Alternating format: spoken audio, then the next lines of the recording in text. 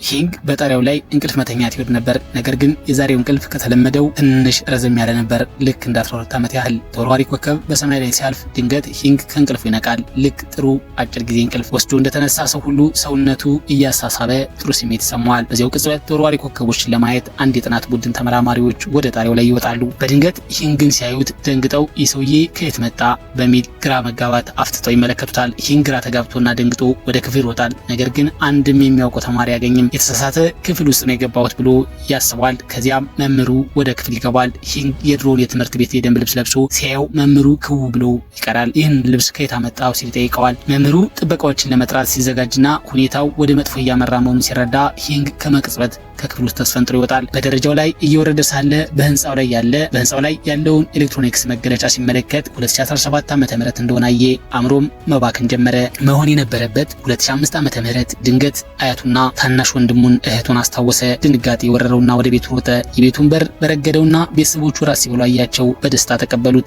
ነገር ግን በቅጽበት ተሰወረው። ሁሉም ቅዠት ነበር። ግድግዳው ላይ ያለው የቤተሰብ ፎቶ እንኳን ተቀይሯል። ሙሉ በሙሉ ግራ ተጋባ። ወደ ውስጥ ተመልሶ ሲወጣ ወደ ቤት እየተመለሰ ካለ አንድ መካከለኛ እድሜ ላይ ከሚገሰው ጋር ተጋጨ። ሰውየው ሂንግን እንደ ሌባ በመቁጠር ያዘው። ሂንግ ለማምለጥ ሲታገል በድንገት ሰውየውን 5 ሜትር ያህል ርቀት ወርውሮ ጣለው። በራሱ ጥንካሬ ደነገጠ። ሰውየው መሬት ላይ የተበተኑበትን እቃዎች እንዲሰበስብ ሊረዳው ሲሞክር በብረት ትቦ ራሱን መታው። ሐኪም ጭንቅላቱን ሲጠቀልልለት ሆስፒታል ውስጥ ነቃ። አንድ የፖሊስ መኮንን አጠገብ ቆሞ ይገስጸው ነበር። የደንብ ልብስ የለበሰ የሁለተኛ ደረጃ ተማሪ ሆነህ ለመስረቅ ወደ ሰው ቤት ትገባለህ? መኮንኑ ስሙንና የልደት ቀኑን ጠየቀው። ሂንግ በ1987 ዓ.ም እንደተወለደ መለሰ። መኮንኑም እንዴት በ1987 ልትወለድ ትችላለህ ሲል አሾፈበት።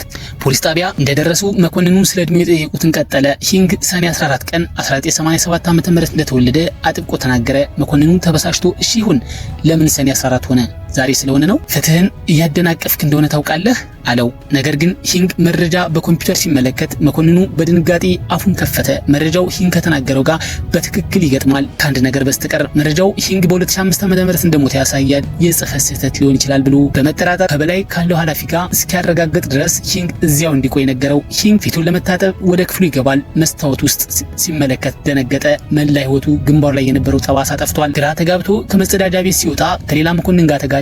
ሁለቱም ቆሙ። ሂንግ ዘወር ሲል የመኮንኑ አይኖች ባለማመን ፈጠጡ። ሆብ ባንክ ከመፍራቱ የተነሳ ሊዝለፈለፍ ምንም አልቀረውም። ፊቱ ተቀምጦ ኑድል እየበላ ያለው ሂንግን እየተመለከተ አሁንም አይኑን ማመን አልቻለም። አጭር ጸሎት ካደረገ በኋላ እጁን ዘርግቶ ሂንግን ነካው። ሂንግ ሞቅ ያለ አካል ያለው እንጂ መንፈስ አለመሆኑን ሲረዳ እፎይታ ተሰማው። ሂንግ ስለ ፍቅረኛው ዮናን ጠየቀው። የት ናት? እንዴት ናት? ሆብ ባንክ ግን መገናኘት እንዳቆሙና እንደማያውቅ አጉተመተመ። እውነቱን ለሂንግ ሊነግረው አልቻለም። ይልቁንም ስለዚያ ቀን ምንም አታስታውስም ሲል ጠየቀው። ሂንግ አእምሮ ወደ ኋላ ተመለሰ። ማለዳ ከእንቅልፉ ሲነቃ ለቤተሰቡ ቁርስ ሲያዘጋጅ እንዲሁም ለታናሽ ወንድሙና ለእህቱ እንክብካቤ ሲያደርግ ታወሰው። ቁርሱን ሲበላ ሲል ጁንዋን ከቤት ውጭ የብስክሌት ጥሩምባ አሰማች። የሂንግ ልደት ነበር። እሷም ቀደም ብላ ልታከብርለት መታ ነበር። ወንዙ ዳር በብስክሌት እየተጓዘ ይሳሳቁና ይጫወቱ ነበር። አልፎ አልፎ ይሽቀዳደሙ ነበር። ለታናሽ ወንድሙ ለዮንግ ጁን ትምህርት ቤት ቁርስ አደረሰለት። በዚያም ዮንግ ጁን ከክፍል ጓደኛው ዮንግ ጁን ከፍተኛ ሁኔታ ተደብድቦ በነርሶች ክፍል ውስጥ እንዳለ ተነገረው። በፍጥነት ወደዚያ ሲሄድ ዮንግ ጁን ተደብድቦና ቆስሎ አገኘው። በውስጡ ንዴት ተቃጠለ። ይህንን ማን አደረገብህ ሲል ጠየቀ። ነገር ግን ዮንግ ጁን ከማመስገን ይልቅ ለጥቃቱ ሂንግን ተጠያቂ በማድረግ ጮኸበት። ወንድሙ የሚሰነዘርበትን ክስ ሲሰማ ሂንግ በልቡ ውስጥ የሀዘንና የቁጣ ድብልቅ ስሜት ተሰማው። ጉልበተኛው ፉዩንግ ቻል ሲመጣ አየውና በፈጣንና ጠንካራ እርግጫ መታው። ያረጋጋው የጁንግ ጁዋን ረጋ ያሉ ቃላትን መጽናኛ ነበር። ቆየት ብሎም ከትምህርት በኋላ ወደ ትርፍ ሰዓት ስራው ይሄድ ሳለ ሂንግ ለዩንጋዋን የስልክ ካርድ ገዛለት። ከታናሽ ወንድሞቿ ጋር በመሆን የልደት በዓል እያዘጋጀች ለነበረች ለዩንጋዋን ድንገተኛ ስጦታ ሊሰጣት ፈልጎ ነበር። ደወለላት። እሱም ቀደም እንደሚመጣ ስትሰማ እንዲዘገይ በማሰብ ቦርሳዋን ከስነ ጥበብ ክፍሉ እንዲያመጣላት ነገረችው። ወደ ስነ ጥበብ ክፍሉ ቢሄድም ቦርሳውን ሊያገኝ አልቻለም። ሊወጣ ሲል ኮንቺዮ በደም ባህር ውስጥ ወድቆ አየው። መጽሐፍ መደርደሪያ ላይ አስደግፎ አምቡላንስ ለመጥራት ሮጠ። እዚያም ቁልቁለት ላይ እየሮጠ ሳለ አንድ መኪና ገጨው። ትዝታው ዛሬ አበቃ። የትዝታው ጎርፍ ሂንግን አፈዘዘው። መሞቱን አስታወሰ። አሁን እንዴት እዚህ ሊገኝ እንደቻለ ሊረዳው አልቻለም። በጨለማው ጎዳና ላይ በመደነቅ ተጓዘ። በማግስቱም ሆም ባንክ ወደ መቃብር ስፍራ ወሰደው። በመቃብሩ ድንጋይ ላይ የራሱ ፎቶ ሲመለከት ሂንግ የሚናገረው አጣ። ባንክ አጠገቡ ቆሞ ነበር። አያትህ ከ3 ዓመት በፊት ነው ያረፈችው። ከወላጆቿ አጠገብ ቀበርናት። ልብስህንም መቀየር አለብህ። ሞቶ ከሆነ እንዴት እዚህ ሊገኝ ቻለ? መልስ ፍለጋ ሁምባንግ ያዘው። በጥልቅ ሀዘንም ጮኸ። በአካባቢያችን የነበሩ የጎዳና መብራቶችም መፈንዳት ጀመሩ። ስለ ወንድምና እህትህ ግን ሲል ሁምባንግ ቀጠለ። ብዙም ግንኙነት የለንም፣ እንዴት እንዳሉ አላውቅም። የሂንግ ታናሽ ወንድም የት እንደሚሰራ የሚያውቅ መስሎት ወደ አቅራቢያው ጎዳና ወሰደው። እዚያም የሁለት ደረጃ ትምህርት ቤት የክፍል ጓደኛቸው የነበረችው ጂን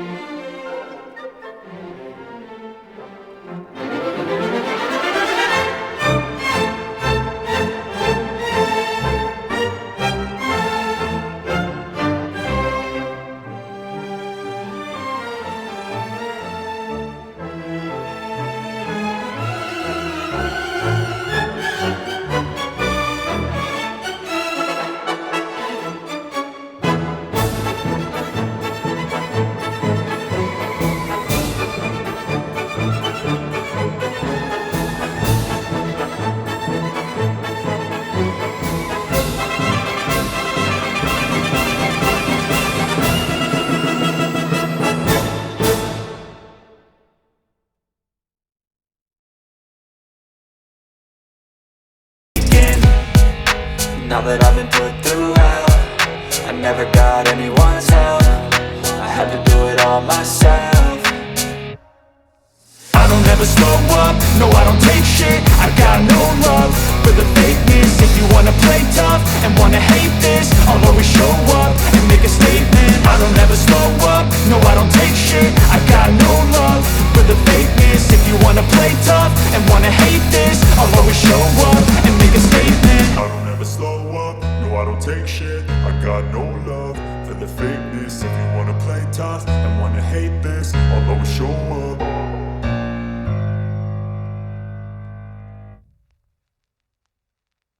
ታመራ እዚያም ማቀዝቀዣ ላይ የተለጠፈውን የጁንጓንን ፎቶ ሲያይ የት እንዳለ ተረዳ። በደስታም ተዋጠ። ይህ በእንዲህ እንዳለ ሁምባንግ የሂንግን የደንብ ልብስ ለጓደኞቻቸው አሳያቸው። እነዚህም የሂንግ ልብሶች ናቸው። ይህንን ሁሉ ፈጥር የማዋራ ይመስላችኋል? ይህ ማስረጃ ነው አላቸው። የሚያውቁትን ዩኒፎርም ሲመለከቱ ማመን ጀመሩ። ጁንጓን ፊቷ በሀዘን ተውጦ በዝምታ ተቀምጣ ነበር። ትላንት ማታ ያዳነችው ሰው በእርግጥ ሂንግ ሊሆን ይችላል። እዚያ በላይ መቆየት ስላልቻለች ሰበብ ፈጥራ በፍጥነት ወጣች። ወደ አፓርታማዋ ተመልሳ ስትሄድ ሂንግን መሄዱን አየች። ሶፋው ላይ በሀዘን ተቀመጠች። ልክ በዚያ ቅጽበት ሂንግ ፈገግ ብሎ ከመታጠቢያ ቤት ወጣ። ጁንግ ዋን አሁንም በህልም ውስጥ ያለች ያህል እየተሰማት ባለማመን ትኩር ብላ ተመለከተችው። እንዴት ብላ ጀመረች። ሂንግን ጭንቅላቱን እያከከ እኔ ምን እየሆነ እንዳለ አላውቅም፣ ግን ተመልሻለሁ አላት። በፍቅር ዓይን እየተመለከታት እኔ በሌለሁበት ጊዜ ሁሉ እንዴት ነበር ሲል ጠየቃት። በዚያ ቅጽበት የቤቷ አከራይ በሩን በርግዶ በመግባት የቤት ኪራይ ጠየቁ። ክፍያው ስንት ጊዜ ነው የምትዘገዩ? ህሊና የለሽም እንዴ? የሶስት ወር ዕዳ አለብሽ። ጁንጓን እሳቸው ለማረጋጋት ተጣደፈች። በመጨረሻም ነገሩን አበረደችው። ሂንግ በሁኔታው ተገርሞ ይመለከት ነበር። እንዴት ነው እየኖርሽ ያለሽው? የቤት ኪራይ እንኳን መክፈል አትችይም። ለአበዳሪዎች ዕዳ አለብሽ። ምን እያደረግሽ ነበር? ላወረደባት ተከታታይ ጥያቄዎች ጁንዋን መልሳታ ባለችበት ደርቃ ቀረች። ቆየት ብላ ሂንግ ወደ ፓርክ በመሄድ በሀሳብ ተውጦ ኳስ ወደ ቅርጫት ይወረውር ነበር። ወይ ጉድ! ህይወት እንዲህ ትቀጥላለች ማለት ነው ሲል አንሰላሰለ። ነገር ግን ለእሷ ነገሮች እንዴት እንዲህ ሊበላሹ ቻሉ? እኔስ መጨረሻዬ እንደዚህ ሆኖ የቤት ኪራይ መክፈል እንኳን ያቃተኝ ይሆን? ይህ በእንዲህ እንዳለ ጁንጓን ከአፓርታማ ውጭ ባለ ወንበር ላይ ተቀምጣ ቢራ እየጠጣች ነበር። የሬስቶራንቱ አለቃዋ ሚንጁን ከስራ መልስ እዚያው አገኛት። ደህና እንዳልሆነች በመረዳት ተጨነቀ። ጁንጓንም ስሜቷ ጥሩ ስላልነበረ የእረፍት ቀን እንደወሰደች አስረዳችው። ሚንጁን ጋር መጫወት ጀመሩ። ከፓርኩ ሲመለስ ሂንግ አብሮ አያቸው። በውስጡም የቅናት ስሜት ተሰማው። ወደ አፓርታማው እንደተመለሱ የጁንጓን ይቅርታ ጠየቃት። ቅድም ንግግሬ ጠንከር ብሎ ነበር። ለ12 ዓመታት ጠፍቼ ስለነበር እባክሽ ትንሽ ታገሽኝ፣ ጁንጓን እሞክራለሁ መረዳት የነበረብኝ ስትል መለሰችለት። እሷ ሁልጊዜም ለሂንግ ሞት ራሷን ትወቅስ ነበር። ጥፋተኝነት ስሜት ተውጣ እሱም የተመለሰ እሷን ለመውቀስ እንደሆነ አሰበች። በተሰወረ ልብ ጥለው ወጣች። ያን ምሽት ጁንጓን በወንዙ ዳር ተቀምጣ ከሂንግ ሞት በኋላ የነበረው ሁኔታ አስታወሰች። ሁሉም ሰው እሱ ከመኪና ጋር ከመጋጨት በፊት በስነ ጥበብ ክፍል ውስጥ ከዮንግ ቻልን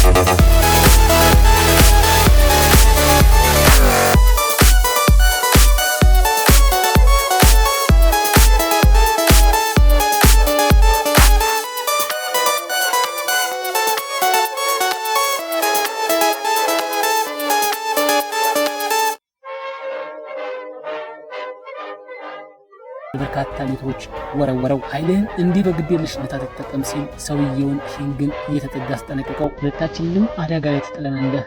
ከዚያም ጥሎት ሄደ። ሆባንግ ለሂንግ ደወለለት። ሂንግ ስልኩን ሲያነሳ ልክ የዚያን ቀን ምሽት ቴሌቪዥን ላይ እንደታየው የስልኩ ስክሪን መቆራረጥና መፍሰስ ጀመረ። ሂንግ ከሬስቶራንቶች ጁንጓንን ይጠብቃት ነበር። ግንጁ ወጣ፣ ተከተለውም ጁንጓን ወጣች። ሂንግን ስታየውም ፊቷ በደስታ በራ። ግንጁን ከመሄዱ በፊት ሂንግ እናሱ አጭርና ግራ መጋባት ያለበት ትውውቅ አደረጉ። ሂንግ መጠጥ እንዲጠጡ ሀሳብ አቀረበ። ጁንጓን ቢራ ስትቀዳለት ከዚህም በፊት አልኮል ጠጥቶ ስለማያውቅ ሂንግ ትክክለኛው የቢራና የአረፋ ወይም ፏን መጠን ገለጸችለት። ሂንግ ያልወደደውን የተጠበሰ ስኩዊድ ምግብ ለመቀየር ሄደች። ስትመለስ ግን ባዶውን ጠርሙስ ብቻ በማየቷ ተገረመች። ሂንግ እንግዳ በሆነ ሁኔታ ያወራል። ምንም እንዳልሰከረም ይናገር ነበር። ጁንጓን እሱን ዝም በማሰኘት እየሞከረች እኒህ አለችው። ሂንግ ትንሽ ነቃለ። ዛሬ ኪኦልን አይቼዋለሁ አላት። የወንጁንንም ጭምር እንዳለችው መመለስን አልፈለጉትም። ለምን እዚህ እንደመጣህ አልገባኝም። የግራ መጋባት ስሜትና የልብ ስብራት ተሰማው። ከእንቅልፉ ሲነቃ በልጅነት ጓደኞቹ በሚያውቃቸው ፊቶች ተከቦ ራሱን አገኘው። እየሳቁ የድሮ ትዝታዎቻቸውን እያወጉ ነበር። ቆይቶም ሆባንግን አደጋ ወደ ደረሰበት ቦታ ይዞት ሄደ። ከዮንግቺያል በደም ተውጦ ወድቆ ስመለከት ከስነጥበብ ክፍሎች ወጣሁና አጠገቡ ካለ መጫወቻ ሜዳ ብስክሌትን አነሳው። አምቡላንስን ለመጥራት የአንድን ሰው እርዳታ ለማግኘት ፈልጌ ነበር። ቁልቁሎቱን እየወሩ ሳለ መኪና ገጨኝ። ያ መኪና የቱንም አባት ነበር አለ ሆባንግ። ነገር ግን በወቅቱ መኪናው የነዳው የነበረው እሱ አልነበረም። ለእሱ መገደል ወንጀል ጥፋተኛ ተብሎ የተፈረደበት ተቀጣሪ አሽከርካሪ ነበር። ከአደጋ በኋላ ፊልም በጣም ተጎድቶ ነበር። ኪኦልም ወንድሙን የገደለውን እውነተኛ ገዳይ ለመፈለግ ሊረዳው ወደ አደጋው ቦታ መጥቶ ነበር። ኪኦል የዚያን ምሽት ክስተት እንዲህ ሲል አስታወሰ። አያታቸውና ጁንጓን ወደ ሆስፒታል ሄዱ። ጁንጓን ደግሞ ወደ ፖሊስ ጣቢያ መራች። እሱና ሱጂ ግን በፍርሃት ተውጠው ቤት ቀሩ። ሂንግ ወንግጁን የት ነበር ሲል ጠየቀ። ኪኦል እሱ ቤት እንዳልነበረ መለሰ። ሆኖም ሆባንግ ጣልቃ በመግባት ጁንጓን ለፖሊስ ቃል ስትሰጥ ግን የወንጁን ጨምራ አራታቸውን በዚህ ምሽት ቤት እንደነበራቸው በግልጽ ተናግራለች አላቸው። ይህም የኪኦልን ንግግር በሀሳቡ እያመላለሰ እንቅልፋቸው ሲገላበጥ አደረ። የወንጁን በዚያ ምሽት በእርግጥም ወጥቶ ነበር። ጁንጓን ውሃ ለመጠጣት ከእንቅልፏ ስትነቃ ሂንግ ገና እንዳልተኛኘችው ለምን አልተኛህም ስትል ጠየቀችው። እያሰብኩ ነው ሲል መለሰላት። በመቀጠልም ባደጋው ምሽት ወንድምቶቹ በሙሉ ቤት ነበሩ ሲል ጠየቃት። ጁንጓንም ከወንጁ በስተቀር ሁሉም ነበሩ አለችው። ሂንግ በመቀጠል ሆባንግ ግን ለፖሊስ በሰጠሽው ቃል ሁሉም ቤት እንደነበሩ ተናግረሻል ብሎኛል አላት። አይደለም ስትል ጁንጓን አጥብቃ ተከራከረች። በደንብ አስታውሳለሁ። የወንጁን እዚያ እንዳልነበር ነው ለፖሊስ የነገርኩት። በማግስቱ በንግግሮች መካከል ባለው ልዩነት የግራ የተጋባው ሂንግ ታሁንን ለማግኘት ወደሚሰራበት የገበያ ማዕከል ወይም ሞል ሄደ። ታሁን እዚያው የምትሰራውን እና ሸቴን ያንግ ኢንን እንዲያት ሊወስድ ቃል ገባለት። ያንግ ኢን ወደሚሰራበት ቦታ ሲደርስ አንዲት ሴት እህቱን በፀጉሯ እየጎተተች ወደ ውጭ ስታስወጣት አዩ። ሴቲቱ ያንግ ኢንን ባሌን አታላለች በሚል ተከሳት ነበር። ሂንግ ያቺን ድሮ ለኮሚክ መጽሐፍ የምታለቅሰውን የዋታና ሸትን እንዲህ በሰው ፊት ስትዋረድ ሲያይ ደነገጠ። ጣልቃ ሊገባ ሲል ታሁን እኔ ጨርሰዋለሁ ብላ ያዘው። ሁኔታው እየተባባሰ ሄዶ ያንግ ኢን ራሷን ስታወደቀች ሆስፒታል ውስጥ ስትነቃ ሂንግን ከጎኗ ቆሞ አየችው። በህልሟ የታያት መስሏት አለቀሰች። ሂንግ ለእህቱ ያለውን ፍቅርና ሐዘን ልቡን ሰበረው። ሂንግ ያንግ ኢን አታልላለች ወደ ተባለው ሰውዬ ሱቅ በመሄድ ይቅርታና ካሳ እንዲከፍል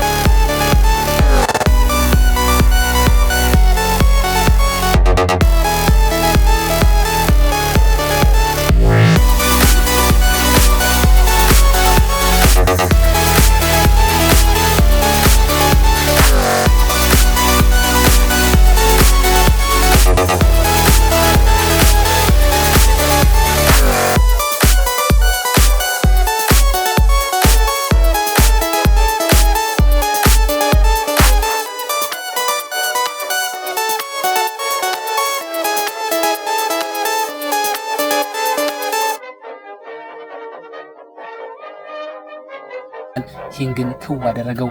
ይህ በእንዲህ እንዳለ ሆባንግ ለቱንና ሌሎች ጓደኞቻቸውን ሂንግ ንጹህ መሆኑን ነገራቸው። የሂንግን ስም ለማንጻት ሲልም በከባድ ወንጀል ምርመራ በክፍል ውስጥ ለመስራት ማመልከቻ አስገባ። ሆስፒታል ውስጥ አዛውንቱ ሁኔታ እጅግ አሳሳቢ ሆነ። በአስቸኳይ ቀዶ ጥገና የሚያስፈልጋቸው ቢሆንም ዮንግጁን ግን አሳዳጊ ፊርማ ሳይኖር ቀዶ ጥገናውን ለማድረግ ፈቃደኛ አልሆነም። ያ ምስጢራዊ መካከለኛ እድሜ ያለው ሰው ልጁ በሞትና በህይወት መካከል ሆኖ እያየው እውነተኛ ማንነቱን መግለጽ ባለመቻሉ በውጭ ቆሞ ይመለከት ነበር። በሀዘን በተሰበረ ድምፅ ለሂንግ እንዲህ ሲል አማረረ። ማን ያምነኛል? እኔ አባቱ ነኝ፣ ግን ልነግረው አልችልም። ማንም አያምነኝም። እንባውም በፊቱ ላይ ይፈስ ነበር። ወንዶች በቀላሉ ያለቅሱም ይባላል። ነገር ግን ይህ የሚሆነው የሀዘን ጥልቀት ገና ስላልተሰማቸው ብቻ ነበር። ሂንግ ዮንግጁን ቀዶ ጥገናውን እንዲያደርግ ተማጸነው። እባክህን አድርገው ሲል ለመነው። ልክ እንደፈለግከው አንተ እርቃለሁ፣ ምንም አይነት ግንኙነት አይኖረንም። ወንድሜ ብዬ እንኳን አልጠራህም፣ እባክህ ተማጸንኩህ። ዮንግጁን ግን ምንም ግድ ሳይሰጠው ትቶት ሄደ። በማግስቱ ሂንግን በሚያስገርም ሁኔታ ዮንግጁን ቀዶ ጥገናውን አከናወነ። ሚስጥራዊ ሰው ምስጋና ደጋግሞ እጅ ነሳ። ቆይቶም ልጁ አይኖቹን ሲከፍት አየ። በደስታ ተሞልቶ ወደ አልጋው አጠገብ ተጠጋ። አባባ አለው አዛውንት ልጁ። መካከለኛው እድሜ ሰው ፊት በደስታ በራ። ነገ እመለሳለሁ ሲል በስሜት ተውጦ ቃል ገባለት። አዛውንቱ በደስታ ለቀሱ። ሰውየው ሂንግን በደስታ ፈገግ ብሎ አገኘው። አወቀኝ አባባ ብሎ ጠራኝ አለው። ሆባንግ ለአደጋው ምክንያት የሆነው አሽከርካሪ ሄዶ እየጠየቀው ለሂንግ ነገረው። ሂንግ በሀሳብ ተውጦ ያንን መኪና እየነዳ የነበረው ሌላ ሰው ቢሆንስ ሲል ጮክ ብሎ ጠየቀ። ሂንግ ሚስጥራዊውን ሰው በማግኘት በስሜት ሐዋሳት እንዴት በፍጥነት ማሳደግ እንደሚችል እንዲያስተምረው ጠየቀው። የሚወዳቸው ሰዎች የበለጠ ነገር ማድረግ ፈለገ። በሰውየው ጥበቃ፣ ስልጠናና በሂንግ ቁርጠኝነት የስሜት ሐዋሳቱን በሚገርም ሁኔታ ተሳሉ። ይህም ረቀቅ ያለ የማመልከቻ ችሎታ እንዲያዳብር ረዳው። ሂንግ ሰውየውን ሲል ጠየቀው። ልብህ እንደሚቆርጥ አይነት ከፍተኛ ህመም ተሰምቶ ያውቃል? ያ ከሞት ጋር የተያያዘ ነው። ሰውየው እንዲህ ሲል አስረዳው። የህመም ሲሰማ ከሞት ጋር ግንኙነት ያለው ሰው አቅራቢያ ያለ ማለት ነው። መጀመሪያ አካባቢ በጣም ይበረታል። ከዚያ ግን ቀስ በቀስ እየቀነሰ ይሄዳል። ጁንጓን ሂኦል በሚሰራበት የተጠበሰ የከብት አንጀት ወይም ግሪል ኢንቴስቲንስ የሬስቶራንት ልትጠይቀው ሄደች። ሂኦል ከአንድ ደንበኛ ጋር እየተከራከረ ነበር። ደንበኛው ለሬስቶራንቱ ባለቤት ሂኦል ወንድም ነፍስ ገዳይ ስለሆነ ሂኦል ከስራ መባረር አለበት፣ ያንን ልጅ እንደገደለ ወዲያው መሞት ተገቢው ቅጣት ነው እያለ ይናገር ነበር። ሂኦል በንዴት ወንበር አንስቶ መሬት ላይ አጮኸው። ሂንግ በዚያው ቅጽበት ወደ ውስጥ ገባ። ሂኦል ገሰጸው። ሂኦል ግን እውነቱን ማስረዳት ስለማይችል በብስጭት ሬስቶራንቱን ጥሎ ወጣ። ከውጭ ሂንግ ሚስጥራዊ ሰው አገኘ። ሰውየውም ልጁ አሁን ማረፉን ነገረው። ሂንግ የሚያጽናናበት ቃል አጥቶ ተቸገረ። በመጨረሻም ሰውየው ለመጨረሻ ጊዜ ለመሰናበት ወደ ሆስፒታል አብሮት ሄደ። ከቅርብ ጊዜ ወዲህ እየደከምኩ መጥቻለሁ ሲል ሰውየው በሀዘን በተሰበረ ድምፅ ተናገረ። እዚህ ለዘላለም መቆየት አንችልም። እኔ የመጣሁት ባለፈው ክረምት ነው። ብዙ ጊዜ ቆይቻለሁ። ሂንግ እኔስ ሲል ጠየቀ። ሰውየውም አንተ በቅርቡ ትሄዳለህ ሲል መለሰለት።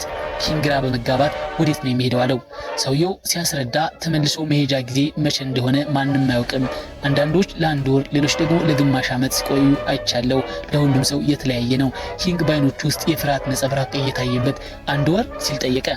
አዎ ሲል ሰውየውን አረጋገጠለት። ስለዚህ ማድረግ ያለብህን ነገር አድርግ፣ አትጠብቅ፣ ሌላ እድል ላታገኝ ትችላለህ። ሂንግ በሀሳብ ተውጦ በሆስፒታሉ መተላለፊያ ውስጥ ይንኮራተት ጀመር። በድንገት ያ የሚሰቃይ የሚታወቅ ህመም ሰውነቱን ወጋው። መካከለኛ እድሜው ሰው እየተናገረው አስታወሰ። ያ ህመም ሲሰማ ከሞት ጋር ግንኙነት ያለው ሰው በአቅራቢያ ያለ ማለት ነው። ከሞት ጋር የሚያያዘው ሰው እዚያ እንዳላወቀ በዚያ ቅጽበት የቱን ወላጆች በሆስፒታል ውስጥ እንደሚገኘው የጤና ምርመራ ማዕከል እየገቡ ነበር። በህመሙ እየተመራ ሂንግ ወደ ማዕከል መግቢያ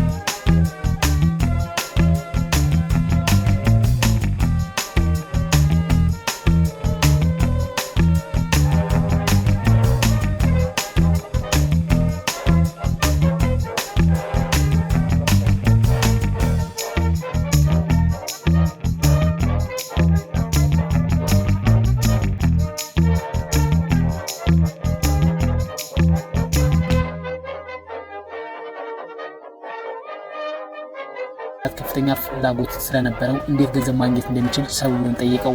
ሰውየውም ከዓመታት በፊት የቆፈረውን ነገር ግን በሃን ወንዝ ላይ ጀልባ ሲሰምጥ ስለጠፋበት አንድ ትልቅ የጆንሰንግ ስር ነገረው። ወደዚህ ዓለም ከተመለሰ በኋላ ምንም የማያገኝ መስሎት ወደ ቦታው ሄዶ ነበር። ነገር ግን አገኘው። እዚያም ከፍተኛ ገንዘብ አገኘ። ይህም ልጁን ሕክምና ወጪ ለመሸፈንና ከፍተኛ መጠን ያለው ገንዘብ ለማስቀረት አስችሎታል። የቀረውንም ገንዘብ ለሂንግ ለመስጠት ወሰነ። ሂንግ የጁንጓንን ዕዳ የከፈለላት በዚህ መንገድ ነበር። ያንን ምሽት ጁንጓን በደስታ ተሞልታ የምስራቹን አጋራች። አንተ ከተመለስ ጀምሮ እድለኛ የሆነ ያህል ይሰማኛል። አመሰግናለሁ ሂንግ። ፊልም ማየት ወሰደችው። ነገር ግን መታወቂያ ወይንም አይዲ ስለሌለው ሊገባ አልቻለም። በሁኔታው አዝነው ወደ አፓርታማ ተመለሱ። ጁንጓን ያለፈው ምሽት ህልሟ ትዝ አላት። አይኖቿ ጨፈነችና ለመሳም ወደሱ ተጠጋች። በማግስቱ ሂንግ ወንድም እህቶቹን በአንድነት ለማገናኘት ቢሞክርም ያንግ ኢን ግን ከሂኦል ጋር እራት ለመብላት ፈቃደኛ አልሆነችም። እናታቸው ከሞቷ በፊት የወርቅ የአንገት ሐብል ትታለት ነበር። ገንዘብ በማጣታቸው ምክንያት ከኮሌጅ ለመውጣት በተገደድኩበት ወቅት እንኳ አንድ ትልቅ ሀብት እጠብቀው ነበር፣ በፍጹም አልሸጥኩትም ነበር አለች። ሂኦል ግን ያንን ሀብል ሰርቆባት ነበር። ሂንግ ሂኦልን በመኪና ማጠቢያ ቦታ አገኘውና ያንግ ኢንን ይቅርታ እንዲጠይቃት ነገረው። ሂኦል ግን ያ ያለፈ ታሪክ ነው በማለት እምቢ አለ። ሂንግ ያንግ ኢንን እና ሶጂን ይዞ ወደ አንድ ሬስቶራንት ሄደ። ምግብ ሊያዝዙ ሲሉ ሂኦል ወደ ውስጥ ገባ። ሂኦል ለያንግ ኢን የቁጠባ ደብተሮች ወይም ባንክ ቡክ ሰጣት። ይህም ላለፉት 3 ዓመታት የቆጠብኩት ገንዘብ ነው አላት። ብዙ አይደለም ግን አንድ ቀን ሰጥሻለሁ ብዬ በማሰብ በየቀኑ 1 ወይም 2,000 ያስገባው የቆጠብኩት ነው። ያደረኩት ጥፋት ማካካሻ እንደማይሆን አውቃለሁ፣ ግን ይቅር እንድትይኝ ተስፋ አደርጋለሁ። ያንጊን በድምጿ ውስጥ የለቅሶ ስሜት እየታየባት ያ የአንገት ሐብል ለኔ ምን ያህል ትርጉም እንዳለው ታውቅ ነበር። ለምን እንዲህ አደረግ ስትል ተጠየቀችው። ሂኦል ድምፁ የተቆራረጠ ጁ ገና የተወለደችው ወቅት ነበር ሲል አስረዳ። እናቷ ጥላን ሄደች። የሆስፒታል ወጪ፣ የህፃን ወተትና ዳይፐር የሚያስፈልግበት ጊዜ ነበር። ምንም ገንዘብ አልነበረኝም፣ ወሰድኩት። በጣም አዝናለሁ። ሉና ታላቅ እህቴ የሂኦል ምክንያት ከሰማች በኋላ ያንግ ኢን በሀሳብ ተዋጠች። በድንገት አክስቴ እንጀምር እንዲህ የሚል ጩኸት ተሰማ። የያንግ ኢን የልደት ቀን ነበር። ኬኩን ተቀብላ ሻማዎችን አጠፋች። በሂኦል ላይ የነበራት የቆየ ቅሬታም ቀስ በቀስ እየቀለጠ ሄደ። ያ ምሽት ሂንግ እና ሚስጥራዊው መካከለኛ እድሜ ያለው ሰው አውቶቡስ ውስጥ ተቀምጠው ነበር።